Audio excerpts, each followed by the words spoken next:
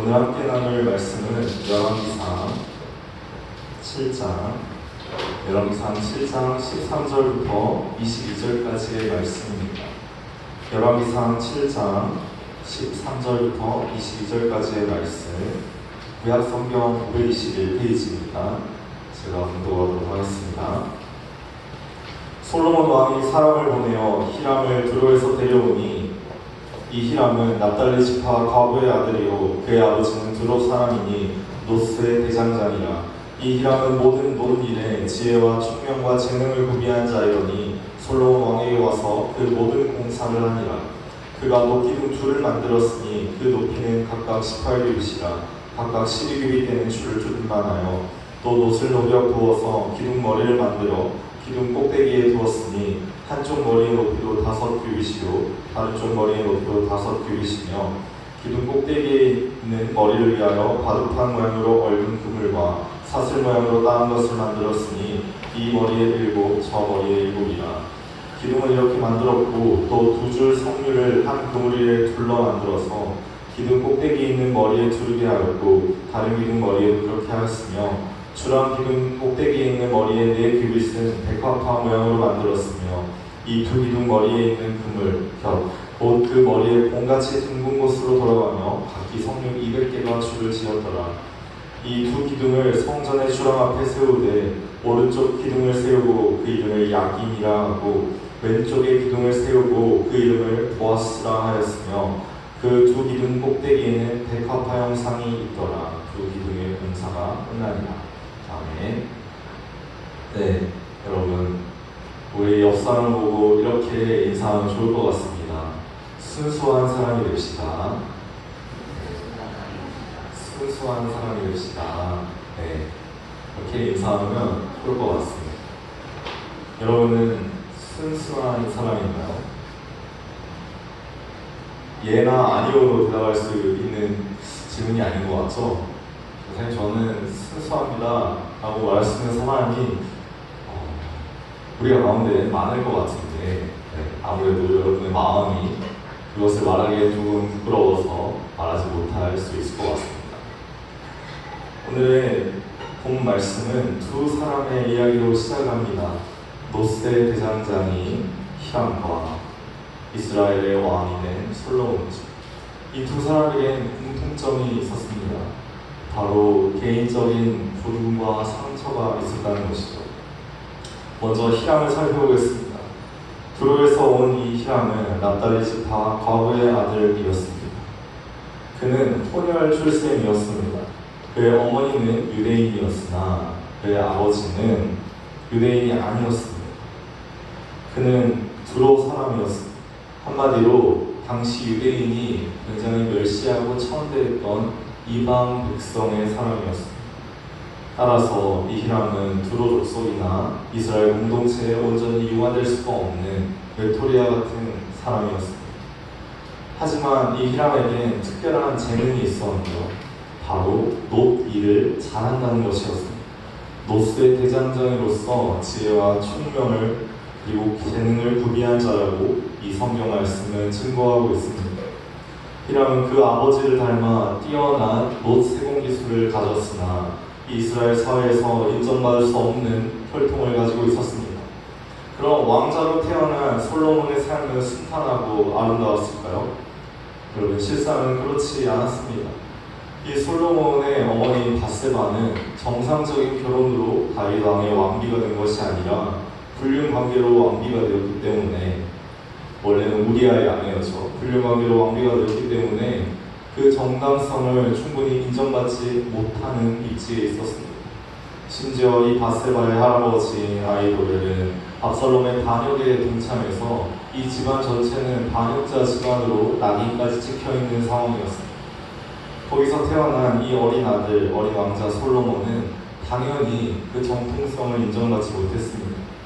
그래서 다윗 왕이 솔로몬을 후계자로 지목했음에도 불구하고 그가 병상에 누웠을 때 사람들은 솔로몬이 아닌 아도니아라는 다른 왕자를 찾아가서 그에게 줄을 대면서 당신이 다음 왕이 될 테니 나를 잘 봐달라, 이런 식으로 선전선동하기도 했습니다.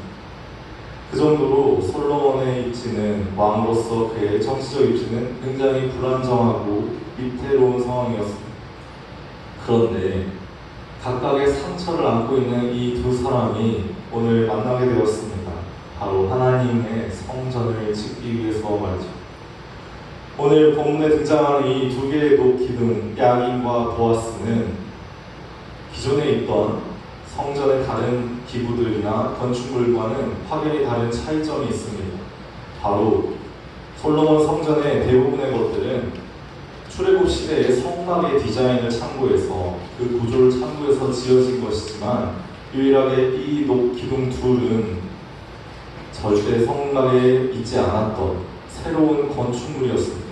이 두 기둥은 무언가를 떠받치는 역할을 하던 기둥이 아니라 그저 조형물이었습니다. 성전 앞에 이 두 개의 기둥이 조형물로서 위치했습니다. 여러분, 조형물이 뭔지 아시죠?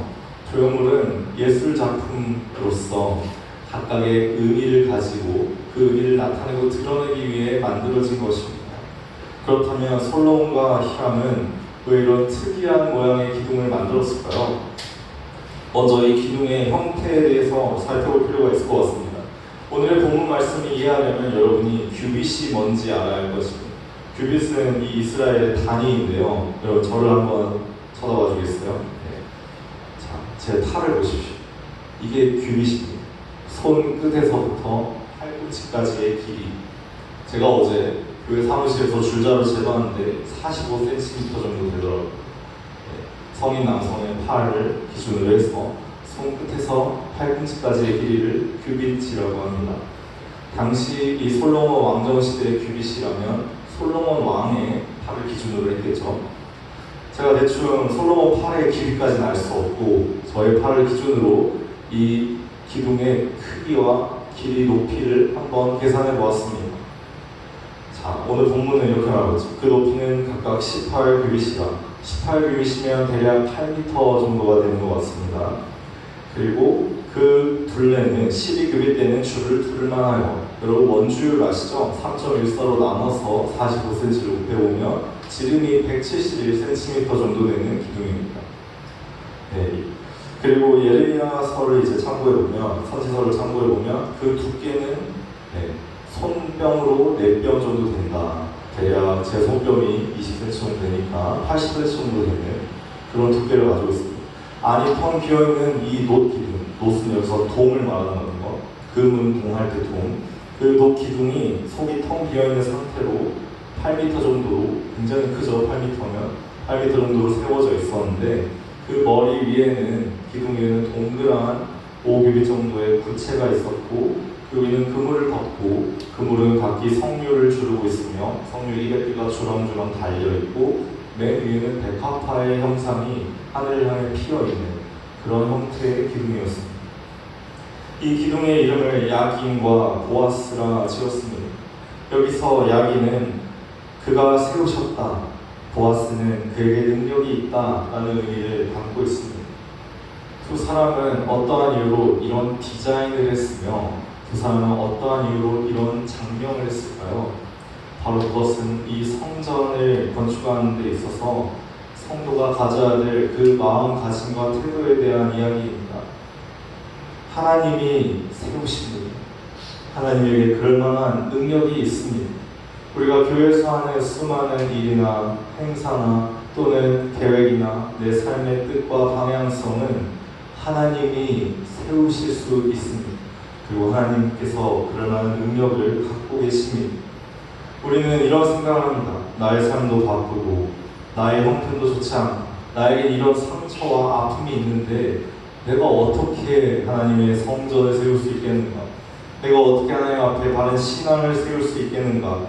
라고 스스로를 자조하곤 하지만 오늘 이 두 기둥의 이름처럼 하나님께서 여러분의 신앙을 바로 세우실 것입니다. 하나님께서 여러분의 삶을 일으켜 세우실 것입니다. 하나님이 앉아있는 우리의 팔을 붙들어 우리를 일으켜 세우실 것입니다. 왜냐하면 그에겐 그만한 능력이 있으시기 때문입니다. 오늘 이 성전의 앞에 있는 두 기둥의 디자인에도 특별한 의미가 담겨 있습니다. 그물에 얽혀있는 이 성류는 전통적으로 씨앗이 많은 과실이기 때문에 다산과 풍요를 상징하는 그런 열매였습니다. 한마디로 그 그물은 열방을 향한 하나님의 사랑을 나타내며 거기에 달려있는 성류나무는 그 열방에게 베푸시고자 하는 하나님의 특별한 풍요와 축복을 의미합니다. 그리고 가장 중요한 것은 맨 위에 있는 백합화의 형상이었습니다. 이 백합화는 순결한 마음, 순전한 마음, 순수한 마음을 뜻하는 꽃입니다. 하나님을 향해 피어있는 두 송이의 백합화는 우리가 하나님께 어떤 마음을 드려야 하는지 너무나도 분명하게 설명해주고 있습니다. 여러분, 순수한 마음으로 하나님을 만나셔야 합니다. 그런데 우리는 살다 보면 순수하지 못한 마음으로 하나님께 다가갈 때가 있습니다. 하나님, 내가 부자가 되고 싶습니다. 하나님, 내가 잘생겨지고 싶습니다. 하나님, 내가 예뻐지고 싶습니다. 하나님, 나에게 훌륭한 남자친구, 여자친구를 주세요. 하나님, 나에게 차를 주세요. 집을 주세요. 나에게 좋은 직장을 주세요. 나에게 명예와 권세를 주세요. 여러분, 그런 건 순수한 마음일까요? 그런 건 순수한 마음이 아닙니다. 그런 건 대가를 바라는 조건적인 사랑, 하나님이 원하시는 마음은 그런 마음이 아닙니다. 우리가 드려야 하는 사랑은, 우리가 하나님께 드려야 되는 찬양과 경배는 그런 것이 아닙니다. 대가를 바라고 내가 무언가 얻기 위해서 드리는 것이 아니라 정말 하나님을 온전히 하나님 그 자체로 사랑하기 때문에 드리는 순수한 마음이어야 합니다. 여러분, 입장을 바꿔서 한번 생각해 보십시오. 누군가 여러분을 사랑한다고 하면서 여러분의 재산만 탐낸다면 여러분은 그 사랑을 진실하다고 부르시겠습니까? 누군가 여러분을 사랑한다고 말하면서 여러분과 육체적 관계만 맺기를 원한다면 여러분은 그 사랑을 순수하다고 말씀하시겠습니까? 아마도 그렇지 않을 것입니다. 아마도 우리 중에 그 누구도 그렇게 생각하지 않을 것입니다. 사랑은 그런 것이 아니기 때문에 우리가 하나님께 드려야 되는 마음은 순수한 마음이면 우리가 하나님을 향해서 가져야 될 주님을 향한 열망과 그 욕망은 순전한 것이어야 합니다. 하나님은 그 순수한 마음에 응답하시는 분이십니다. 하나님은 그 순수한 마음에 화답하시는 분이십니다. 오늘 이 본문 말씀에 등장한 솔로몬이 왕이 되었을 때, 그가 기브라 산에서 1,000번제를 드렸을 때 주님이 그를 찾아오셨습니다. 하나님이 솔로몬에게 물으셨습니다. 네가 무엇을 원하느냐? 네가 무엇을 원하든 다 들어줄게. 소원을 말해봐 하고 하나님이 솔로몬을 찾아오셨습니다. 근데 이 솔로몬이 구한 것이 굉장히 특별했습니다.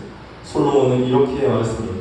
나의 하나님 여호와여, 주께서 종의 아버지 다윗을 대신해 왕이 되게 하셨사오나 종은 작은 아이라 출입할 줄을 알지 못하고 주께서 택하신 백성 가운데 있나이다. 그들은 큰 백성이라 수요가 많아 셀 수도 없고 기록할 수도 없으니 누가 주의 이 많은 백성을 재판할 수 있사오리까? 듣는 마음을 종에게 주사 주의 백성을 재판하여 선악을 분별하게 하옵소서. 솔로몬은 하나님 앞에서 순수한 마음으로 나왔습니다. 그의 순수한 마음은 무엇이었나? 바로 왕으로서 부귀영화를 공허한 것이 아니라 정말 하나님이 기뻐하시는 왕의 모습, 정의와 율법을 수호하는 공명정대한 재판을 할 수 있는 올바른 통치자의 모습을, 그 자질을 구했습니다. 하나님은 이 솔로몬의 말을 듣고 너무나 기뻐하셨습니다. 이 열왕기상의 말씀은 이렇게 증거하고 있습니다. 이제 하나님, 열왕기상의 말씀이 이렇게 증거하고 있습니다.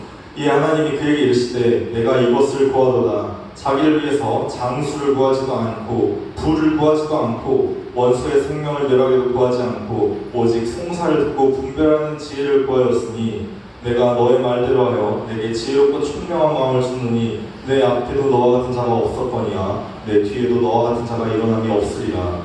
내가 또 네가 구하지 아니한 부귀와 영광도 내게 주노니 내 평생의 왕들 중에 너와 같은 자가 없을 것이다. 우리가 지난 시간 다니엘서의 말씀을 읽으면서 우리가 다니엘의 그 신앙과 결의에 대해서 나눈 바가 있습니다.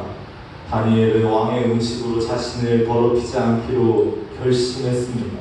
그것이 바로 다니엘의 순수한 마음이었습니다.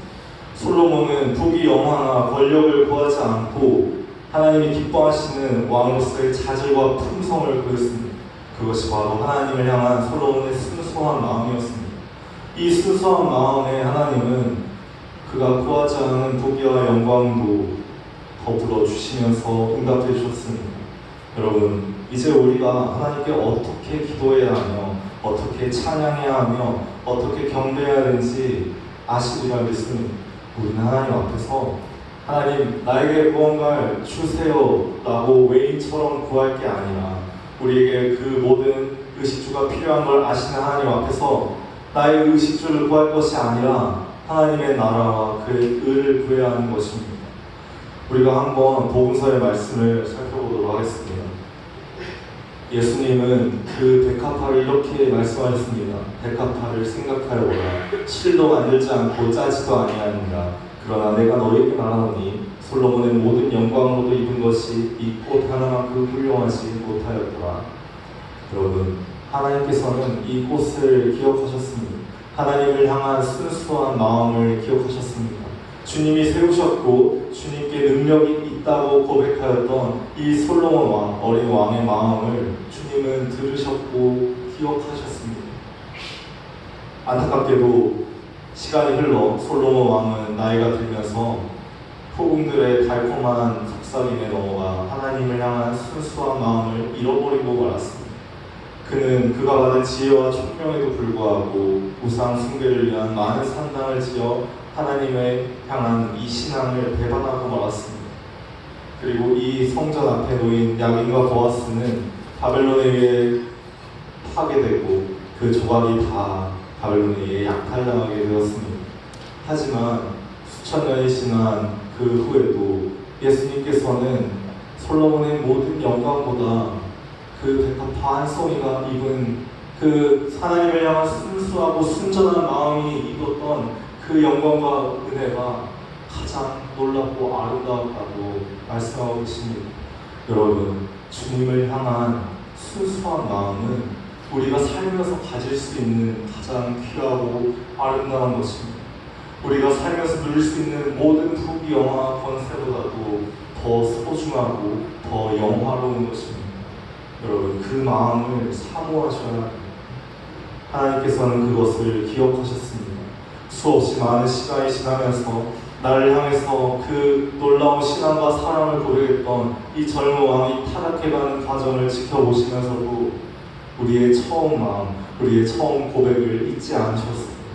주님을 향한 순수한 마음, 여러분, 그것을 떠올리셔야 됩니다.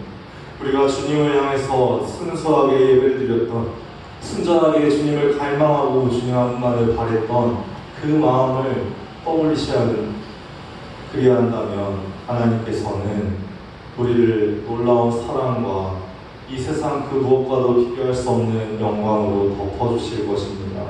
그리고 그 영광은 세상 사람들이 말하는 부귀영화보다 훨씬 더 아름다운, 훨씬 더 놀라운 것이었을 뿐입니다. 솔로몬은 인류 역사상 모든 왕들 중에서 가장 큰 부귀와 권세를 누렸던 왕이었습니다.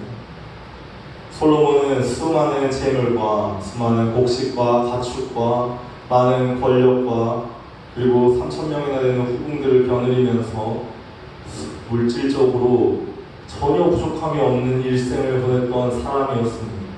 하지만 그가 하나님을 향한 순수한 마음을 잃었을 때 그의 왕국은 위기에 빠지게 되었습니다. 여러분, 지금은 우리가 솔로몬 대왕과 같이 많은 재산과 부귀와 영광과 권세를 누리고 있지는 않지만 여러분이 훗날 그런 솔로몬 대왕과 같은 자리에 올랐을 때 그때까지도 주님을 향한 순수한 마음을 잃지 않는 마하나임 한 사람 한 사람이 되기를 소망합니다. 여러분, 여러분이 많은 시간이 지나도 수많은 세월이 지나도 주님을 향해서 드렸던 순수한 그 기도의 고백들이, 수련회의 그 자리에서 드렸던 기도와 고백들, 하나님을 인격적으로 만났던 그 시간들 속에서 드렸던 기도와 고백들이 절대 잊혀지지 않으며 그것이 우리의 삶을 비추는 등불이자 진만처럼 우리를 하나님 앞으로 인도해 줄 수 있음을 늘 잊지 않아야 할 것입니다. 왜냐하면 가장 순수하고 순전한 마음으로 주님 앞에 삶의 예를 드렸던 예수 그리스도가 우리의 앞에서 그 길을 앞서 가셨기 때문입니다. 우리가 함께 시간 찬양했으면 좋겠는데요. 나의 기쁨이자 나의 소망 되시는 주님 한 분만 바라며 우리가 주님 한 분만을 사랑하는 마음으로 하나님 앞에 나와 이 찬양을 올려드리기 바랍니다.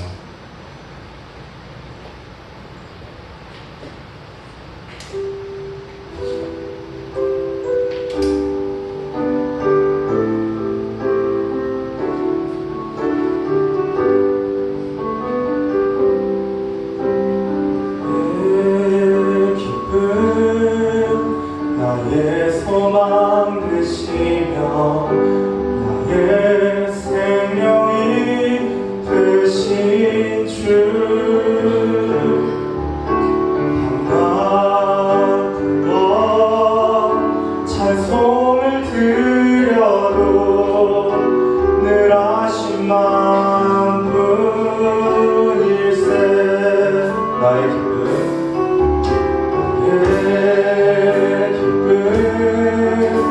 나의 소망 되시며 나의 생명이 되신 주 나 불러 찬송을 드려도 늘 하신 만분일세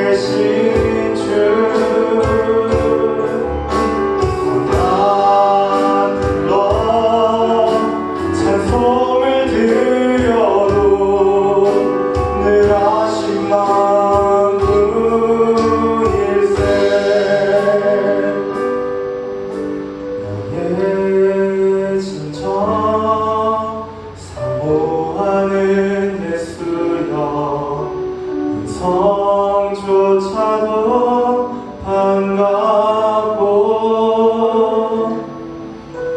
나의 생명 나의 참 소망은 오직 예수